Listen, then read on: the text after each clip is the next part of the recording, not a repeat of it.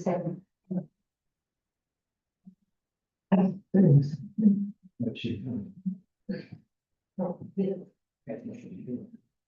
we go. Okay.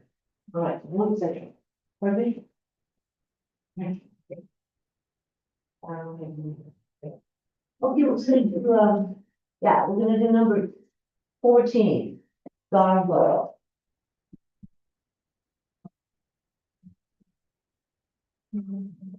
Number 14. Oh, yes.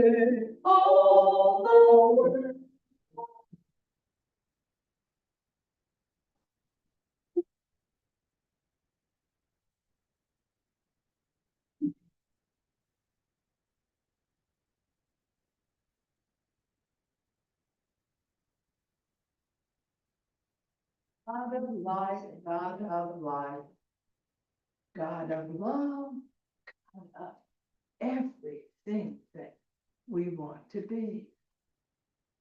Lead me onward forever. Oh, how wonderful when we open ourselves up to the guidance of that highest God, which how wonderfully is also the God that is within each one of us.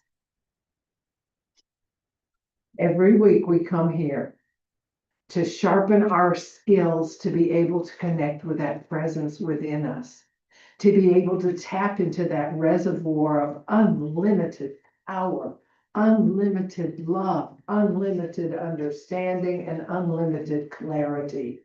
It is there for us. It is part of us. That's the kernel around which we were born. And that's what we come here to learn every Sunday.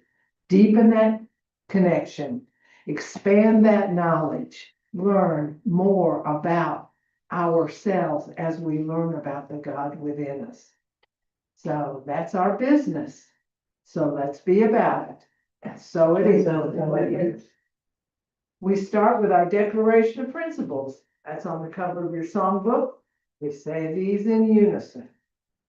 We believe there is one divine, all that is, that goes by many names. This one spirit is closer and more personal than our breath and transcends everything. We believe it is unlimited potential, infinite and everywhere present, and that all of us is everywhere present at once. This divine source is all knowing, all powerful, and unchanging. We believe it expresses in and as us, and in and as everything that was, is, and will be. We believe this universal power works through the universal law of spirit. This creative mind receives a direct impress of our thoughts and acts upon it, always saying yes without reservation.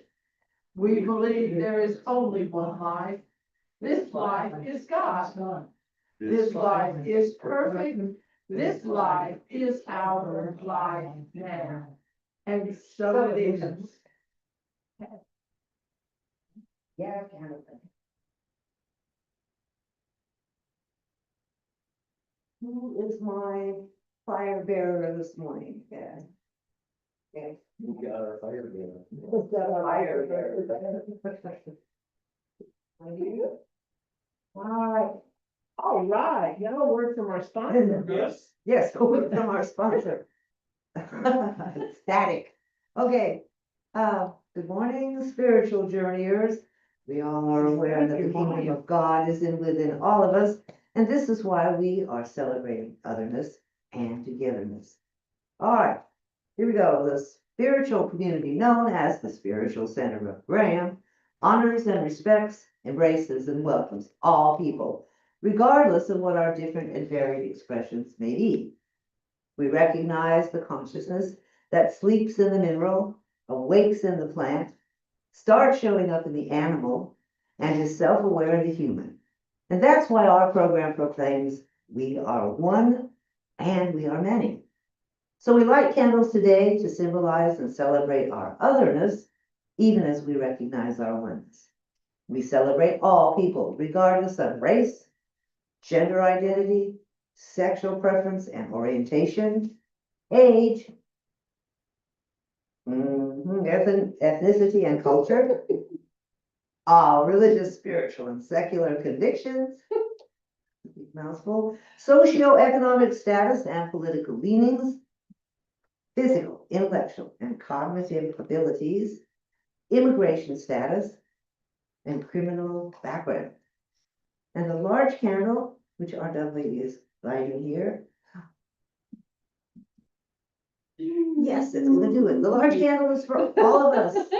Everywhere, and all of creation. So it symbolizes our unconditional love and acceptance, our oneness. Whether we light a candle, beautiful, or utter a mantra, or bow to the east, light a menorah, or do all or none of these things, we affirm with love and compassion and kindness that spirit knows no differences. Spirit doesn't judge. We know and proclaim and live our lives accordingly, that spirit blesses all of creation.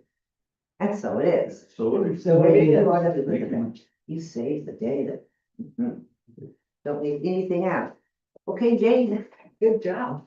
That second candle, we've had a couple of weeks with that second candle not wanting to light. Yeah, it's the wick tends to fall down when you put the oil in sometimes. Is it? Awesome. Yeah. And then he's taking a picture. Okay, now we're in. This. I like that. I was hoping you'd like it. Oh, my goodness gracious. Such a beautiful day. It's hard to not let spring creep in and just make you want to just be silly. So, got a reading for you this morning. And it's called I Trust and Follow Divine Guidance. Spiritual guidance is always accessible to me. To you too.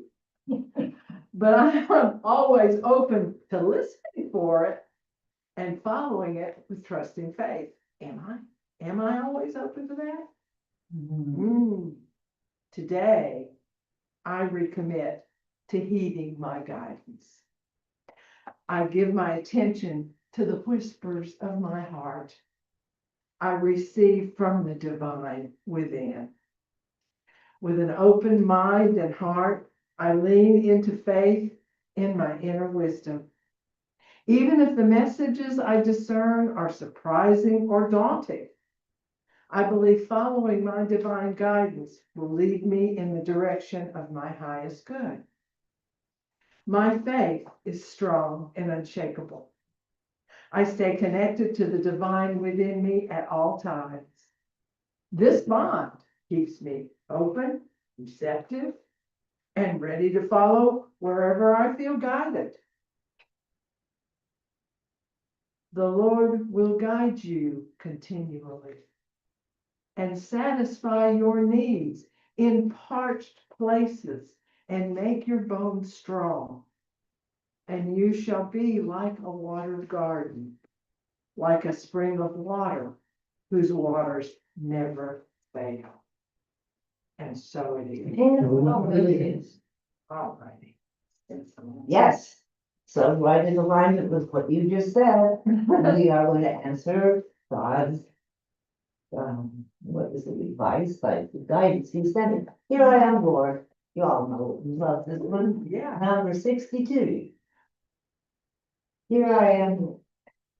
I do like that song. Oh, yeah, this goes right into what you were just saying.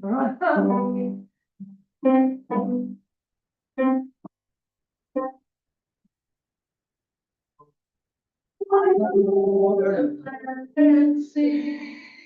Let my people be in harmony. There will to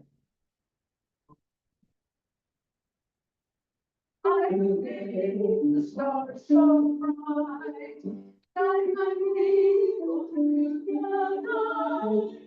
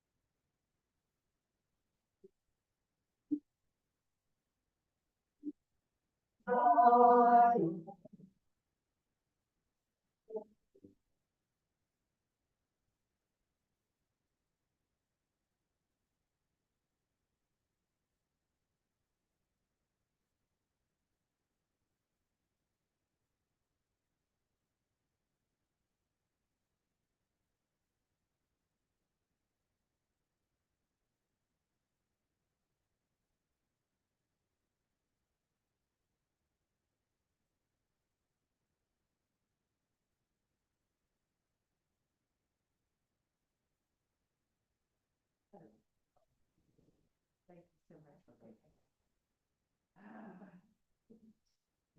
Off here. Anybody need paper clips? I'm loaded with. Good morning.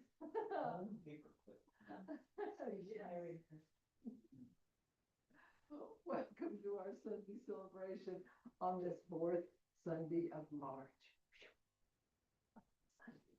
The 22nd in the year of our Lord 2026. And we got a full calendar today too. It starts with today. Today, March 22nd, is World Day of Metta. Never heard of this before. Apparently it's been going on for a while. It's a global observance that's dedicated to the practice of loving kindness. The word metta comes from the ancient Pali language of early Buddhist teachings and translates as loving kindness, goodwill, and unconditional friendliness. It's the intentional cultivation of a heart that wishes well-being for all beings.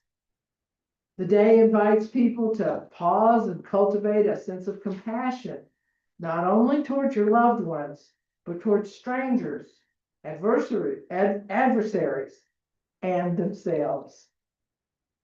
People mark the day through practices of loving kindness, meditation, gestures of gratitude, and just performing small acts of kindness.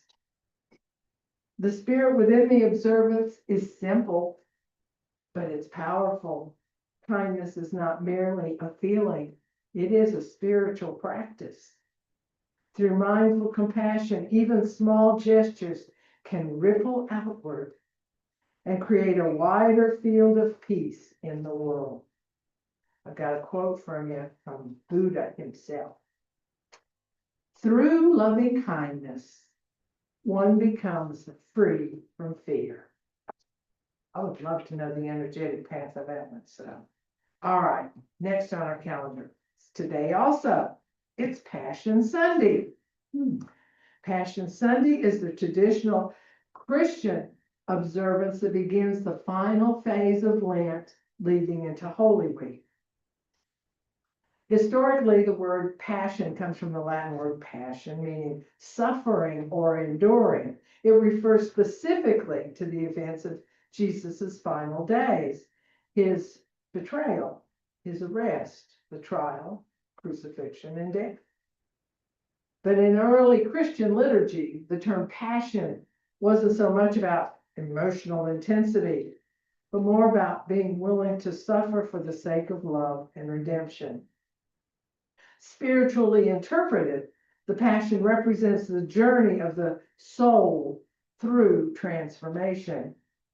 The outer story of suffering symbolizes the inner process by which the human self releases fear, ego, and limitation, so that the divine life, it's also in there too, may express more fully. In that, Passion Sunday invites reflections on courage, surrender, and spiritual awakening. And I found a quote for you from Eckhart Tolle in A New Earth. It says, the way of transformation is not to resist life, but to surrender to the deeper current moving through it. End quote. Okay, next on our calendar, a little bit lighter note. The 2026 Major League Baseball season will begin Wednesday when the San Francisco Giants host the New York Yankees before the season proper starts the next day on the 26th. So I got an interesting quote for you from John Sexton in his work, Baseball as a Road to God. And I like this because it kind of reflects upon our knowledge of the power of faith. He says, a Red Sox fan was speaking of the team's World Series victory. Said the players believe so strongly in themselves that they cast a spell upon the entire community. And once we also believed in them, our belief redoubled their strength. Oh, end quote. And I believe that's true too. All right, time for a Groner story. All right, you guys know how a lot of times, usually it's men, like to get together and just tell tales to each other and lie to each other and have the best old time. Usually there's beer involved and stuff like that. So, well, these two old guys used to get together. One of them had a Boston Bulldog, and that dog's name was Buster. He was a smart little dog. Every night, Buster, he'd look at Buster and he'd say, all right, Buster, it's time to go to bed. Buster'd get up, go upstairs. He'd pull a pillow out of the closet, circle it a couple of times, and lay down and go to sleep. Night after night, Buster'd do this. Well, he got the idea. He said, pulled out his watch and he says, it's almost 11. He says, Buster, come here and look at this. Dog comes over. He's sniffing and everything. And so he says, it's 11 o'clock, time for you to go to bed. Buster gets up, just goes to bed like he usually does. Well, this goes on for a while, and pretty soon all he has to do is pull out his watch and show it to Buster. Buster gets up, pulls the pillow out, and goes to bed. Well, his buddy's over there one night, and they're trading tales. And so he's sitting there, and he says, I got the smartest dog in the world. And he said, oh, why? He says, no. He says, no, but what's so special about him? He says, this dog can tell time. And he says, oh, no. He says, you just wait and see. He says, it's almost 11. He says, at 11, you just wait and see what happens. So time went by, pulled the watch out, showed it to his friends. See what time it is? Said, Buster, come over here. Buster came over, looked at the watch, looks at it, off he goes up to bed. Well, guy, of course, is impressed. Never seen anything like that. But now Buster's owner, once you get something going like this, you don't want to stop with just one tall tale. Says, nah, that's not all that dog does. Says, I'll tell you more about him later. Says, oh, wait a minute, what does that dog do? He says, it's an impressive dog. What else does he do? He says, well, he talks. He also talks. He says, oh, he says, I already knew about that. Well, the guy didn't know what to say. You already knew about this? Now, these two guys are balancing their lives to each other. They want the best each other. He says, well, how is it that you came to know about that? And he says, well, my dog came home this morning and told me about it.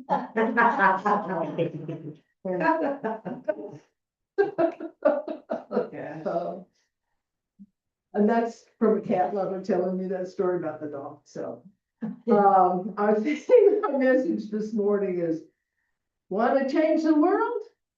Do it.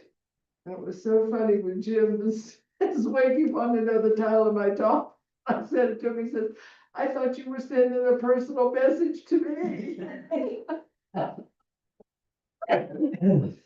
What if changing the world isn't about force or control, but it's about transforming thought, belief, and consciousness so deeply that our outer actions and shared systems naturally shift, and we lean into a collective pursuit of happiness and inward security. Religious scientists have been known to say, you've heard this more than once, change your thinking, change your life. Imagination plays a key role here. Gene Wilder crooned, anything you want to do it. Want to change the world, there's nothing to it.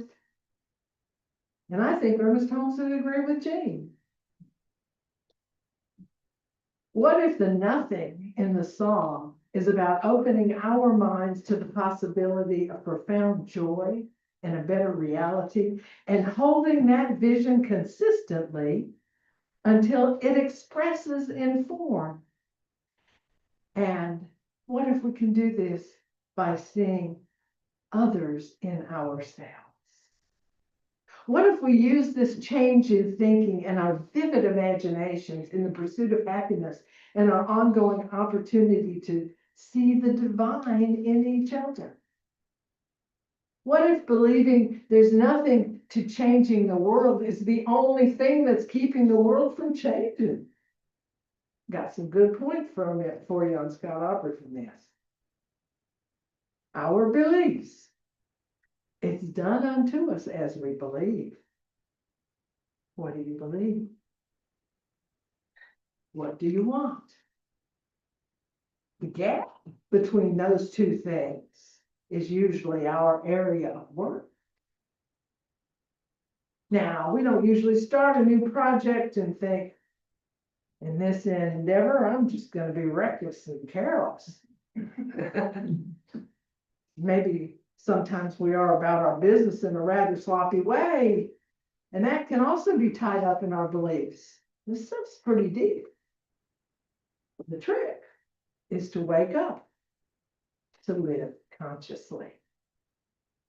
When Jesus said, I must be about my Father's business, he was dialed into the love, energy, and harmony of a life force that was beating in his chest. And when we are being about our business, to the degree that we attune to the same force that gives life to everything, we are empowered. We're empowered when we live with clarity, mindfulness, and precision. Clarity is power. Precision shows itself everywhere. Where there is harmony, good results, a higher vibration, there is precision. If you're lying on the operating table, just before they put you under and your surgeon walks up, and she has her mask on and a scalpel in one hand and a dissector in the other, you're gonna wanna see a look of confidence and precision in her eyes. There are two statisticians flying from Los Angeles to New York.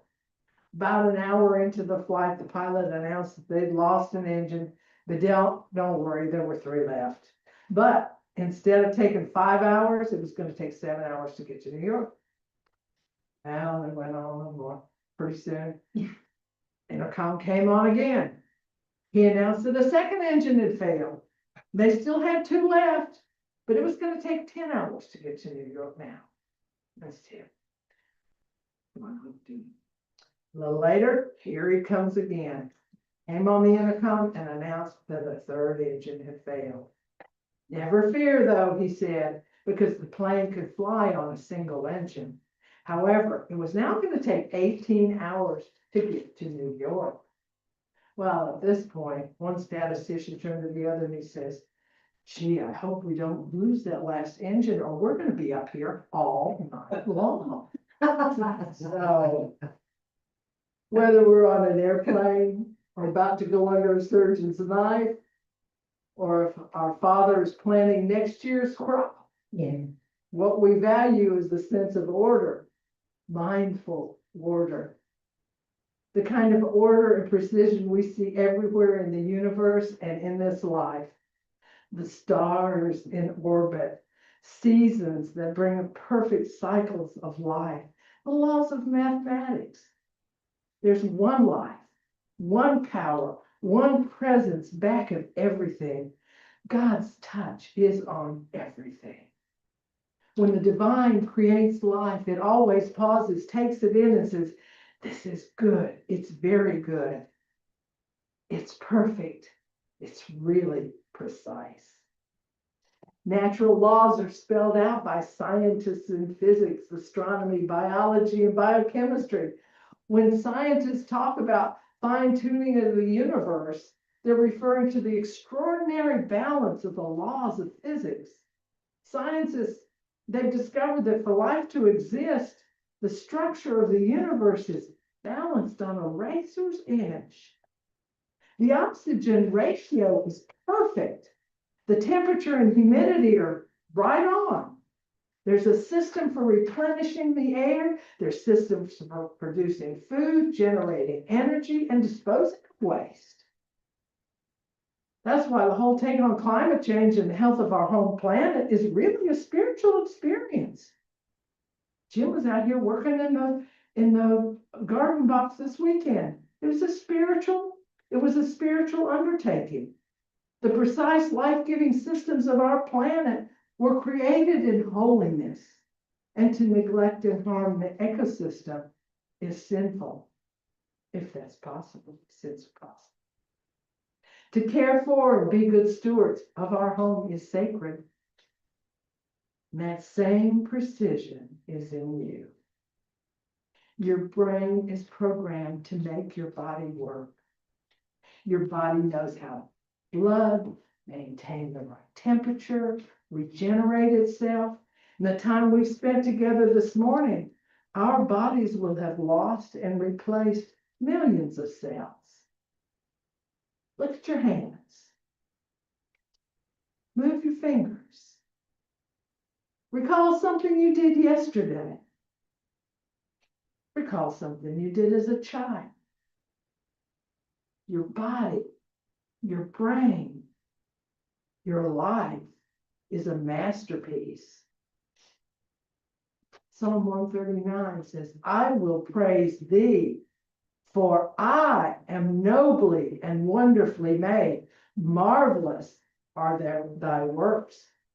Here we all say, marvelous works. Thomas Edison says, I know this world is ruled by infinite intelligence.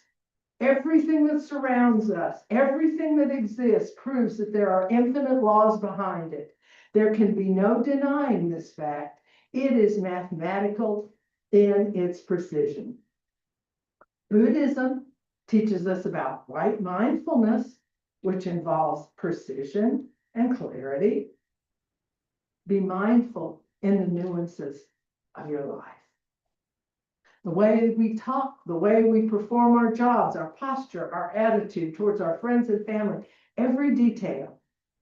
There's a simple formula for developing mindful precision. I'm going to share it with you. First, cultivate a deep sense of trust. This happens in our prayer and our meditation practices. 2, we develop precision through practice. Have you ever speaking of baseball, have you ever really watched how the outfielders play a fly ball that's hit toward them? That's poetry in motion. At the crack of the bat, the outfielders start to move immediately. Through a gazillion hours of practice, they know where to move the moment that ball comes off the bat. And they do this thing called a drop step. Means that when they catch the ball, they're just a step behind the ball so that they can step into it and then be in motion to throw the ball into the infield. It's a thing of beauty to watch the precision, and they do it so well because they have practiced. How can we practice precision? One way, follow the counsel of Don Miguel Ruiz in the Four Agreements, where he says, be impeccable with your word. Ruiz writes that our word is the creative faculty within us. It is through our word that we manifest everything, he says. What you dream, what you feel, and what you really are is manifested through your word. Can't argue with that. The word, the whole world was spoken into existence. So when we're impeccable, when we're upright, in integrity, we're in alignment with the creative force of the universe. We're precise and we're hitting on all cylinders. Number 3, third practice in developing mindful precision is always do your best. That's another Ruiz mandate. He says by doing our best, we're living our life sincerely. We're giving it our best, and then we will certainly be in harmony with God's qualities. Always do your best. A friend of mine recently said he does his best to bring a high quality of life to his work, and this was his most surefire way of succeeding in business. High quality of life. What does that mean to you? It's not a rhetorical question. When we live from a point of high qualities, doing our best, we're developing a keen sense of precision. And that's it. That's the formula. When we live with a deep sense of trust through our prayers and meditations, practice excellence by being impeccable with our word, living in integrity. When we do our best, we live in mindful precision. We live as the universe intended us to live. We find our joy and we're of high service to others.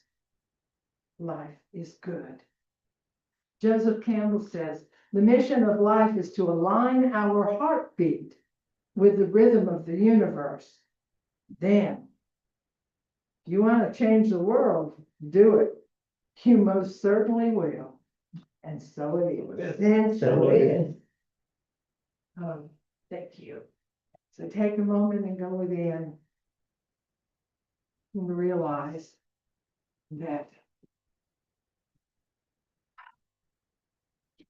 with the God that we have, there is no end, no topping to the joy that can be found.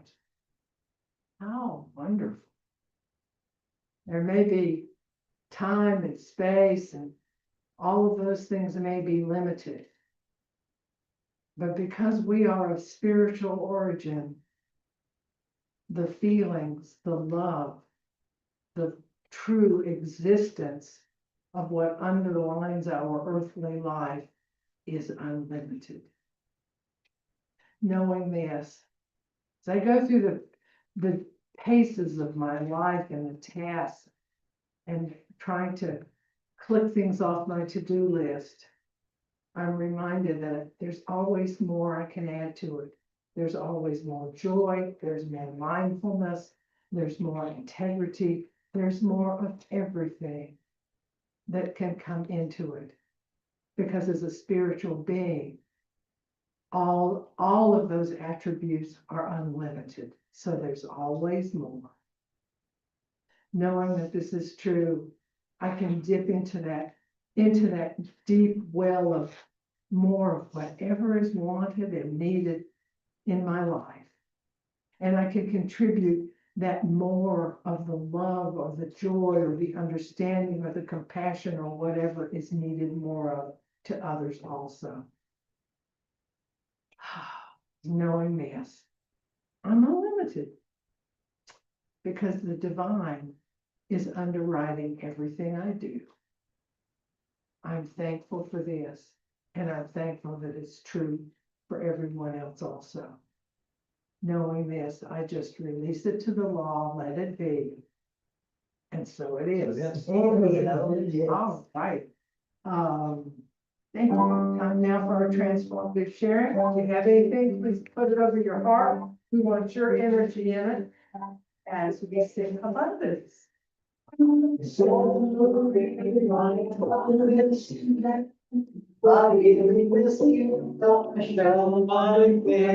As I open my mouth.